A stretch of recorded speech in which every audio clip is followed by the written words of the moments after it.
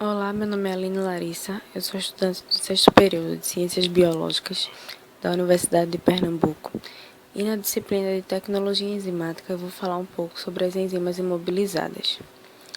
As enzimas são proteínas biocatalíticas que regulam a velocidade das reações bioquímicas que ocorrem nos seres vivos.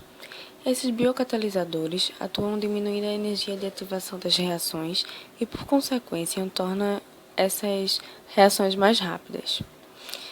Em comparação ao catalisador químico, o enzimático apresenta alta especificidade ao substrato, alta sensibilidade à temperatura e pH, alta velocidade de reação e alta atividade catalítica em temperatura ambiente.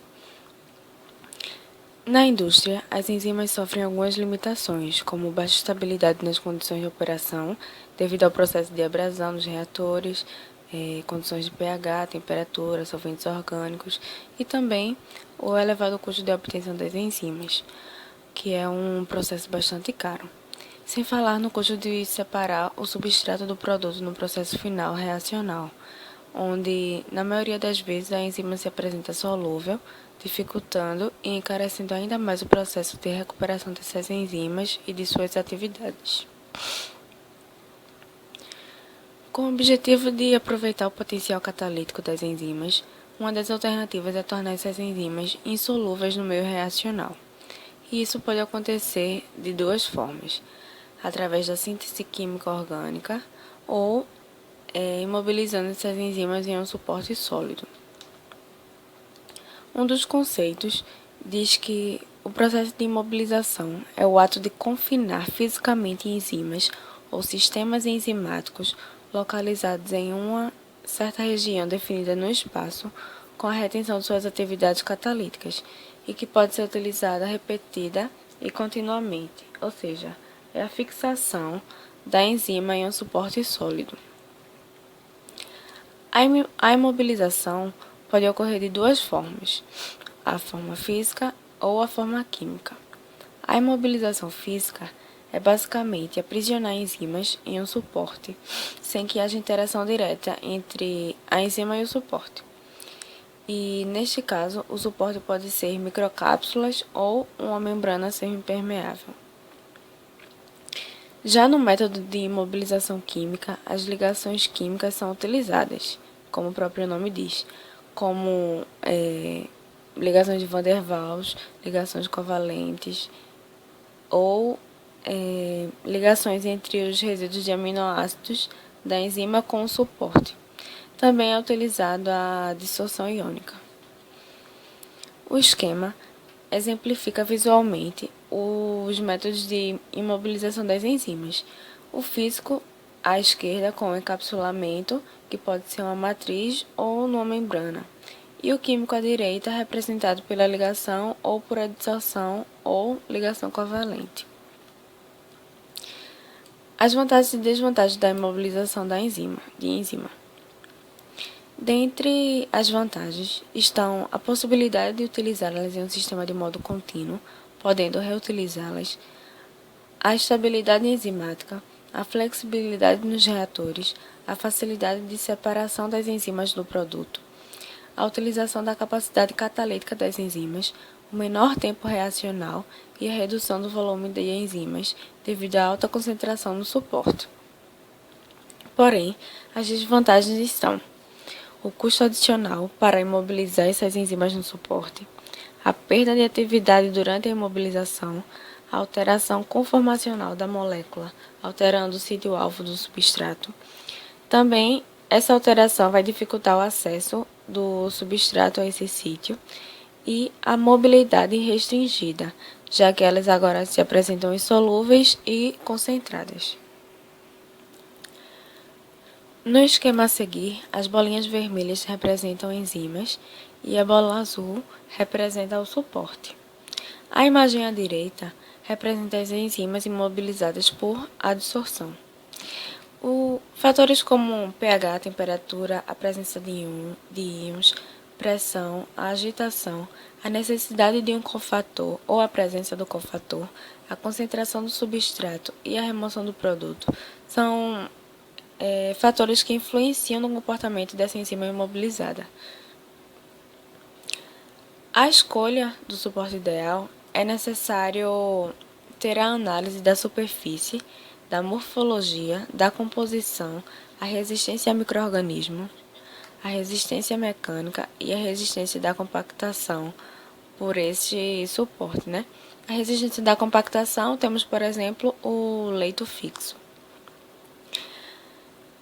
O suporte pode ser poroso ou não poroso, orgânico ou inorgânico, e também pode ser em gel. O suporte em gel apresenta algumas limitações difusionais, só que é muito útil para substratos de baixo peso molecular. A figura mostra exemplos de suporte orgânico, como agar, celulose e amido, e suporte inorgânico, como areia, vidro, sílica. Porém, para a indústria, é mais apropriado o uso de suportes inorgânicos, por causa da sua elevada resistência mecânica, a boa estabilidade térmica, a resistência a solventes orgânicos, resistência a micro-organismos e boa rigidez em matriz.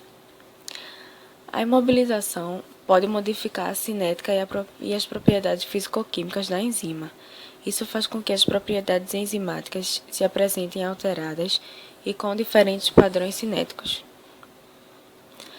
Alguns efeitos podem ser apresentados na imobilização.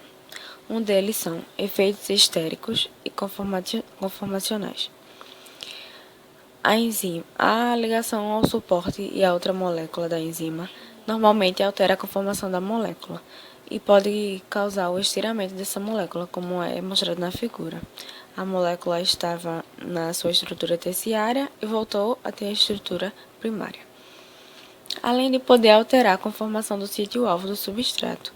Uma alternativa para imobilizar a enzima, uma alternativa para que o sítio ativo do substrato seja preservado é imobilizar essa enzima na presença do inibidor competitivo, que vai fazer com que ele mantenha a estrutura do sítio-alvo e seja retirado.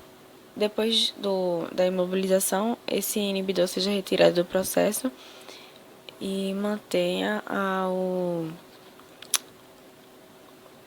o sítio-alvo intacto. O efeito da partição ocorre quando há diferença nas concentrações dos compostos com carga, alterando o equilíbrio. Isso faz com que o perfil seja deslocado. O perfil do pH, da atividade do pH seja deslocada, dependendo da carga. Se o suporte, por exemplo, se o suporte tiver uma carga positiva, quando a enzima for imobilizada, ela irá ter mais cargas negativas sendo atraída ao seu redor, fazendo com que haja esse deslocamento no perfil. O aumento da temperatura vai aumentar a velocidade de reação até o seu ponto de temperatura ótima. Se a temperatura continuar aumentando, haverá desnaturação dessas moléculas e a perda da atividade catalítica. Também há efeitos difusionais internos e externos. Quando a enzima está livre, o meio reacional é considerado homogêneo por ela estar solúvel. Mas quando a enzima está imobilizada, o meio é heterogêneo, pois as concentrações dos reagentes diferem dependendo da posição em que eles estejam colocados, se estejam dentro ou fora do suporte.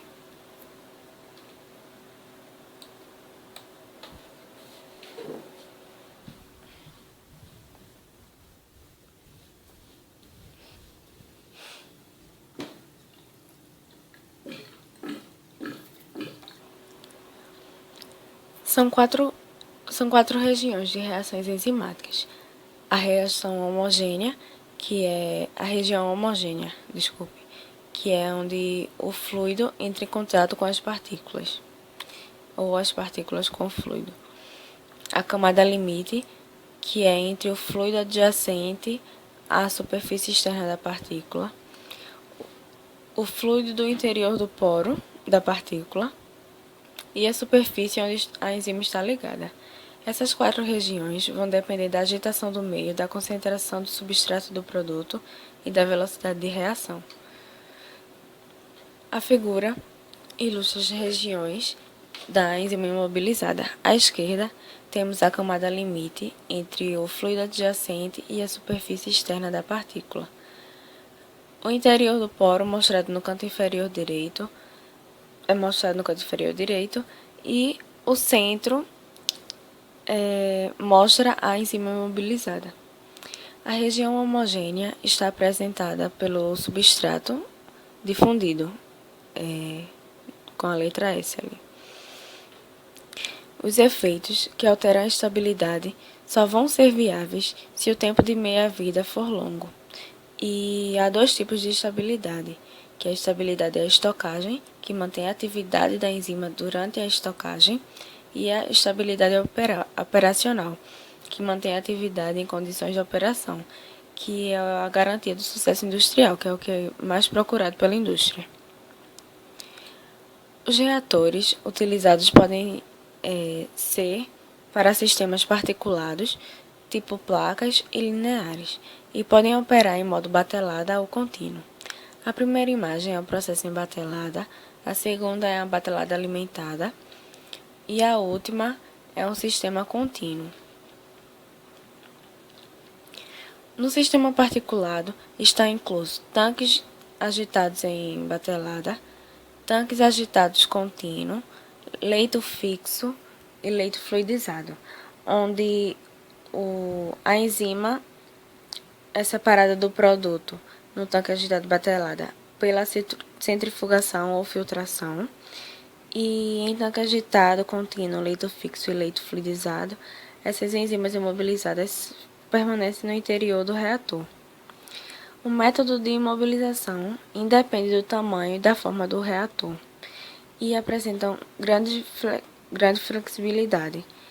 E os biocatalisadores se acomodam à forma do reator, já que eles vão ficar fixos no interior do reator. Na modelagem dos bioreatores, a cinética da enzima imobilizada, os efeitos difusionais internos e externos e a estabilidade operacional da enzima imobilizada devem ser levados em consideração, para que a transição da produção em laboratório seja feita com sucesso para a escala industrial. E as enzimas imobilizadas podem ser aplicadas em diversos setores da indústria: a alimentícia, a produção de bebidas, na farmácia tem a produção de antibióticos, na medicina tem o auxílio ao tratamento de algumas doenças, na produção de combustíveis, ela pode ser utilizada na conversão de biomassa. Então, é notável que essas enzimas podem ser aplicadas em vários setores.